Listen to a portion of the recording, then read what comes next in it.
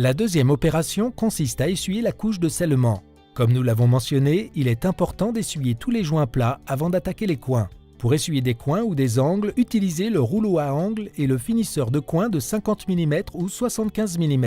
Souvenez-vous d'amorcer d'abord ces outils en appliquant de l'enduit pour joint sur les roues du rouleau à coin, puis en remplissant les cavités sur le finisseur de coin. Le rouleau à coin scelle le ruban dans le coin et force le retrait de tout enduit excédentaire. Divisez l'angle en deux avec la poignée et avancez à petits coups depuis le milieu jusqu'aux extrémités. Comme le ruban mouillé s'étire un peu, en commençant par le milieu, vous évitez les plis et le retroussement du ruban. Après avoir passé le rouleau sur le coin, utilisez l'outil de finition de coin avec sa poignée à embout sphérique pour distribuer l'enduit de façon homogène sur le ruban et biseauter les rebords. Gardez le pli de l'angle positionné de manière à permettre une certaine liberté de mouvement, l'extrémité pointue du finisseur de coin étant en avant. Divisez l'angle en deux en utilisant une pression égale des deux côtés.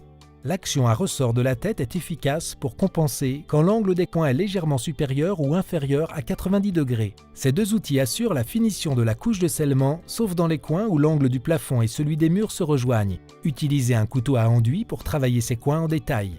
Il suffit habituellement de laisser la couche de scellement sécher et se contracter pendant une nuit, mais dans les climats froids ou humides, un séchage complet risque de prendre plus longtemps. Veillez à ce que la couche de scellement soit sèche, dure et stable avant de passer à l'étape suivante qui consiste à appliquer la couche de revêtement.